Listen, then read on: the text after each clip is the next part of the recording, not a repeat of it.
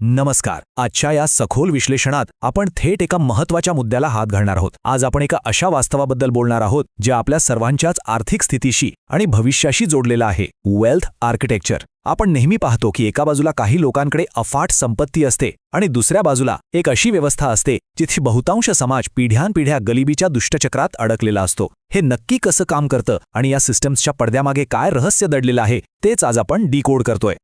आता एक विचार करा, अंधा पैसा किंवा प्रचंड संपत्ती मिळवणं ही खरंच फक्त नशिबाची गोष्ट असते का? आपण असे काही लोक नक्कीच पाहिले असतील ज्यांना जणू मिडास टच असतो, म्हणजेच ते ज्या गोष्टीला हात लावतील त्याचं अक्षरशः सोनं होतं. साहजिकच समाज याला नशीब म्हणतो आणि मोकळा होतो. पण आज आपल्याला हे समजून घ्यायचंय की हा नशिबाचा खेळ अजिबात नाहीये.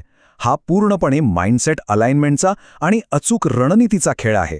चला तर मग पहिल्यांदा आपण पाहूया की आपली ही सामाजिक रचना म्हणजेच द ब्रोकन सिस्टम नक्की कशी बिघडलेली आहे. यामध्ये सर्वात मोठा भाग आहे सॅलरी इल्युजन, म्हणजेच पगाराचा भ्रम. विचार करा, महिन्याच्या पहिल्या तारखेला खात्यात पगार जमा होतो आणि 10 तारीख उजाडेपर्यंत तो EMI, बिले आणि इतर खर्चांमध्ये कसा गायब होतो हे आपल्याला कळतही नाही, बरोबर? मध्यम वर्गाचं हे जे सतत धावणारं आणि थकवणारं चक्र आहे ना, हे खूप स्पष्ट लक्षण आहे की ही संपूर्ण आर्थिक व्यवस्थाच मुळापासून एका सदोष पायावर उभी आहे. आणि यामागे आहे एक प्रकारचं पॉवर्टी प्रोग्रामिंग. आता हे कसं काम करतं ते पहा. आपली शैक्षणिक व्यवस्था, समाजाने लादलेली बंधने, कॉर्पोरेट जगातील ती न संपणारी शर्यत आणि सगळ्यात शेवटी कर्जाचा आणि EMIचा तो पिंजरा.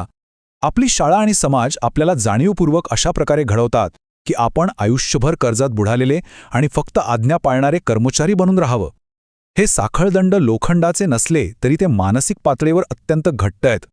यावरून एक गोष्ट अगदी स्पष्ट होते, ती म्हणजे कठोर शारीरिक मेहनत आणि धोरणात्मक बुद्धिमत्ता यातील खरा फरक. म्हणजेच ब्रूट लेबर विरुद्ध स्ट्रॅटेजिक पॉवर. जर फक्त प्रचंड शारीरिक कष्ट केल्यानेच कोणी अब्जाधीश झाला असता तर ओझे वाहणारी जनावरे जगातली सर्वात श्रीमंत असती, नाही का? खली ताकद फक्त घाम गाळण्यात नाहीये, ती दडलेली असते एका शांत आत्मविश्वासात आणि तुमच्या अचूक रणनीतीत. मग यातून बाहेर कसं पडायचं? इथेच आपली दुसरी आणि अत्यंत महत्त्वाची संकल्पना येते, माइंडसेट अलाइनमेंट, म्हणजेच आपली आंतरिक ब्ल्यूप्रिंट. याचा पाया आहे सबकॉन्शियस वेल्थ प्रोग्रामिंग. समाजाने जे गरिबीचं प्रोग्रामिंग आपल्यावर बिंबवलंय ते पुसून टाकून त्या जागी अंतर्मनात संपत्तीचा एक नवा ब्लूप्रिंट तयार करणं ही या दुष्टचक्रातून बाहेर पडण्याची पहिली आणि सर्वात भक्कम पायरी आहे. जोपर्यंत आपलं अवचेतन मन आतून संपत्तीचा स्वीकार करत नाही तोपर्यंत ती बाह्य जगात प्रत्यक्षात येऊच शकत नाही. आता तुम्ही म्हणाल की हे कसं शक्य आहे? तर यामागे एक भक्कम मानसिक विज्ञान दडलेलं आहे. त्याला म्हणतात रेटिक्युलर ॲक्टिवेटिंग सिस्टम किंवा RAS. एक साधं उदाहरण घेऊया. समजा तुम्ही लाल रंगाची महिंद्रा थार गाडी घेण्याचं ठरवलं, तर अचानक ट्रॅफिकमध्ये तुम्हाला सगळीकडे फक्त आणि फक्त लाल थार दिसू लागतात, बरोबर? याचा अर्थ असा नाही की अचानक लाल गाड्या वाढल्या. तर आपला मेंदू वास्तवाला अशा प्रकारे फिल्टर करतो की ज्याचा शोध घेण्यासाठी आपण त्याला ट्रेन केलंय तो तीच गोष्ट आपल्यासमोर आणतो. संपत्तीच्या आणि संधींच्या बाबतीतही हाच नियम तंतोतंत लागू होतो. मग हे अलाइनमेंट प्रत्यक्षात कसं काम करतं? याचे 3 अतिशय सोपे आणि स्पष्ट टप्पे आहेत. पहिलं, तुमचं कौशल्य किंवा स्किल. दुसरं, तुमचा माइंडसेट. आणि तिसरं, बाजाराची मागणी म्हणजेच मार्केट डिमांड. जेव्हा या 3 अमूर्त वाटणाऱ्या गोष्टी एकाच बिंदूवर येतात तेव्हा खऱ्या अर्थाने संधी आणि मागणीचा एक अत्यंत शक्तिशाली केंद्रबिंदू तयार होतो. आणि याच अवस्थेला अलाइनमेंट मोड असं म्हटलं जातं.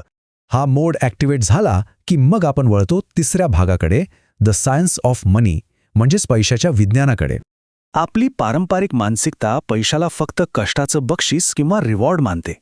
आपण राबतो आणि शेवटी आपल्याला बक्षीस मिळतं. पण जी श्रीमंत मानसिकता असते ती पैशाकडे बक्षीस म्हणून न पाहता एक टूल किंवा यांत्रिक साधन म्हणून पाहते. जसं हातोडी किंवा गिअर्स एखादं मोठं काम सोपं करण्यासाठी वापरले जातात, अगदी तसाच पैसाचा वापर करून आणखी नवीन संपत्ती आणि व्हॅल्यू निर्माण केली जाते. याचाच परिणाम म्हणून आपल्याला 2 वेगळी चित्र दिसतात. एका बाजूला एक माणूस स्वतःला संपून टाकण्याइतकी शारीरिक मेहनत करत असतो आणि दुसऱ्या बाजूला असतो एक असा आर्किटेक्ट जो कुठेतरी शांत बसून लॅपटॉपवरून आपल्या ऑटोमेटेड सिस्टम्स कंट्रोल करत असतो. हीच ती अचूक व्यवस्था आहे जी तो अंधा पैसा आणि आपण झोपेत असतानाही पॅसिव्ह इन्कम निर्माण करण्याचा मार्ग मोकळा करते.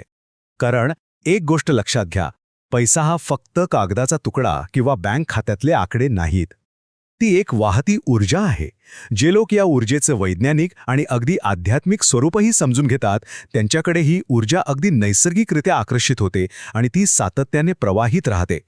आणि आता या डिजिटल युगात तर या ऊर्जेचं स्वरूप आणखीनच बदललंय. आज attention is the new gold, म्हणजेच लक्ष वेधून घेणं हेच नवीन काळचं सोनं आहे. आजच्या काळात माणसांचं लक्ष वेधून घेणं आणि ते टिकवून ठेवणं हे पारंपरिक भांडवल किंवा पैसे गोळा करण्याइतकेच किंवा त्याहूनही अधिक मूल्यवान बनलेलं आहे. आता अटेन्शन आणि पैसा दोन्ही समजल्यावर पुढचा टप्पा येतो रेकग्नायझिंग अपॉर्च्युनिटीज, म्हणजेच संधी ओळखण्याची दृष्टी.